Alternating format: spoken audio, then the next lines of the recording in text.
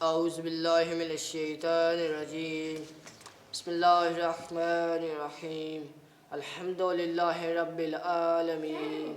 الصلاة والسلام على أشرف الأنبياء والمرسلين.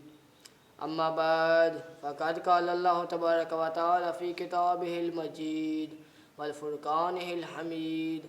قال الله تعالى وقوله الحق. بسم الله الرحمن الرحيم. امام جعفر صادق علیہ السلام فرماتے ہیں کہ مومن اللہ کے عذاب سے نجات نہیں پا سکتا جب تک یہ 4 گناہ ترک نہ کرے۔ سائل نے عرض کیا، یا ابن رسول اللہ، وہ 4 گناہ کون سے ہیں؟ آپ صلی اللہ علیہ وآلہ وسلم نے ارشاد فرمایا، الکذب، ان میں سے پہلا جھوٹ بولنا، دوسرا البخل، بخل کرنا، تیسرا التکبر، کہ تکبر کرنا، چوتھا اور آخری سوء الظن باللہ، اللہ کے بارے میں بدگمانی کرنا۔ ان میں سے پہلا بیان کرتے ہیں کہ الکذب، ان میں سے پہلا جھوٹ بولنا۔ معصوم فرماتے ہیں، الکذب مفتاح کل شر، جھوٹ ہر برائی کی چابی ہے۔ جھوٹ کی کئی قسمیں ہیں۔ اگر گھر میں جھوٹ بولے تب بھی وہ گناہ ہے، اگر دکان یا دفتر میں جھوٹ بولے تب بھی وہ گناہ ہے، اگر مسجد میں آ کر جھوٹ بولے وہ تب بھی گناہ ہے، اور اگر مسجد نبوی یا مسجد حرام کعبہ میں کھڑے ہو کر جھوٹ بولے اور تو زیادہ گناہ ہے، اور اگر منبر رسول پر بیٹھ کر جھوٹ بولے تب بھی گناہ میں اضافہ ہوگا۔ معصوم فرماتے ہیں، جو شخص شبیر منبر یا رسول منبر پر جھوٹ بولے، اللہ کے حکم سے 70,000 فرشتے اس شخص پر لعنت کرتے ہیں۔ دوسرا البخل، بخل کرنا۔ اگر عذاب سے نجات چاہتے ہو تو بخل چھوڑ دو۔ اگر زکوٰۃ تم پر فرض ہے تو زکوٰۃ ادا کرو، اگر خمس واجب ہے تو خمس ادا کرو، اگر فطرہ واجب ہے تو فطرہ ادا کرو۔ پھر ان میں سے تیسرا التکبر، تکبر کرنا۔ اگر عذاب سے بچنا چاہتے ہو تو تکبر چھوڑ دو۔ ارشاد قدرت ہے، وَلَا تَمْشِ فِي الْأَرْضِ مَرَحًا، زمین پر اکڑ اکڑ کر نہ چلو۔ یہ تکبر ہی تھا جس نے اسرائیل کو ابلیس بنا دیا۔ محمد بن سنان کہتے ہیں، ایک مرتبہ میں حضرت امام رضا علیہ السلام کی خدمت میں حاضر تھا۔ آپ علیہ السلام نے مجھے مخاطب کرتے ہوئے فرمایا، اے محمد بن سنان، بنی اسرائیل کے زمانہ میں 4 مومن آپس میں گہرے دوست تھے۔ ان میں سے ایک غریب تھا، اور ایک روز دو دوست اپنے ایک دوست کے گھر مہمان تھے۔ جو غریب دوست تھا، جب اطلاع ملی کہ اس کے 2 دوست اپنے ایک ساتھی لے کر کے گھر مہمان ہیں، تو یہ بھی ان کے ملنے کے لیے اس کے دروازے پر پہنچا۔ جب دکل باب کیا تو نوکر باہر آیا۔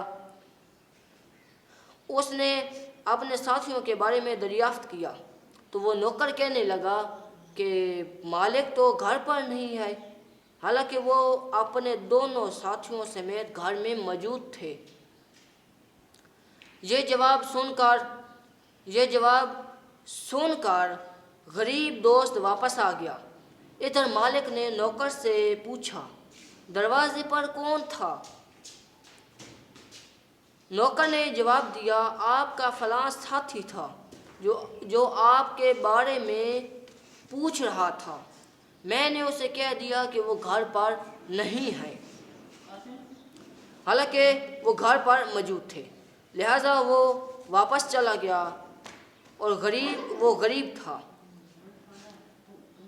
اور مالی طور پر وہ کمزور تھا، اور یہ تینوں مالدار تھے اور انہیں اپنے مالدار ہونے کا تکبر تھا۔ جب دوسرا روز ہوا اور پھر وہی غریب ساتھی اس کے گھر آیا، اتفاق سے اسی وقت وہ تینوں گھر سے نکل رہے تھے اور یہ بھی ان کے ساتھ ہو گیا۔ اگر تینوں نے کل والے واقعہ کو بیان کرتے یا اس سے معذرت کرتے، یا اگر حقیقت میں بیان کرتے، نہ انہوں نے اس سے معذرت کی اور نہ اس کی حقیقت اس غریب دوست کو بتائی۔ آخرکار وہ راہ میں ایک طرف سے سیاہ بادل اٹھا اور آسمان پر چھا گیا۔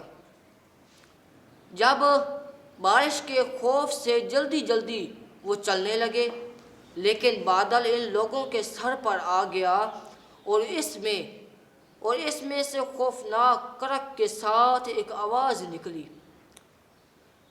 ایتھا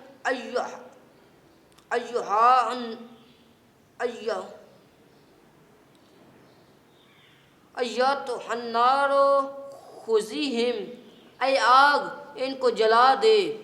میں جبرائیل اللہ کے حکم سے تجھے کہہ رہا ہوں۔ بس اس آواز کا آنا تھا کہ بادل سے آگ نکلی اور ان تینوں کو جلا کر راکھ کر دیا۔ ان کا یہ ساتھی غریب تھا اور خوف زدہ ہو کر ایک جانب کو دوڑا، اور اچانک سامنے حضرت موسیٰ علیہ السلام کے وصی یوشع بن نون آ گئے۔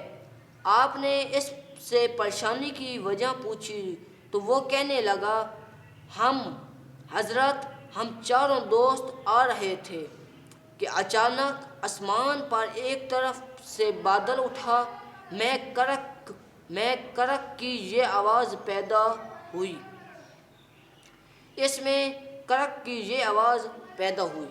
اس میں سے آگ نکلی جس نے میرے تینوں ساتھیوں کو جلا کر راکھ کر دیا۔ آپ صلی اللہ علیہ وآلہ وسلم نے فرمایا، خداوند تعالیٰ ان پر صرف تیری وجہ سے غضبناک ہوا، کیونکہ انہوں نے تکبر کی وجہ سے کل والے واقعہ پر نہ تجھ سے معذرت کی نہ کوئی اور معذرت کی۔ اسی وجہ سے ان تینوں پر اللہ کا عذاب نازل ہوا۔ یہ کہنے لگے، آقا میں انہیں معاف کرتا ہوں۔ آپ صلی اللہ علیہ وآلہ وسلم نے فرمایا، اگر اس سے پہلے وہ تجھ سے معذرت کر لیتے اور اگر تو ان کو معاف کر دیتا تو ان کو فائدہ حاصل ہو جاتا۔ اب یہ تکبر کی وجہ سے خدا کے عذاب میں مبتلا ہو چکے ہیں، اب تیرا معاف کر دینا انہیں کوئی فائدہ نہیں ہے۔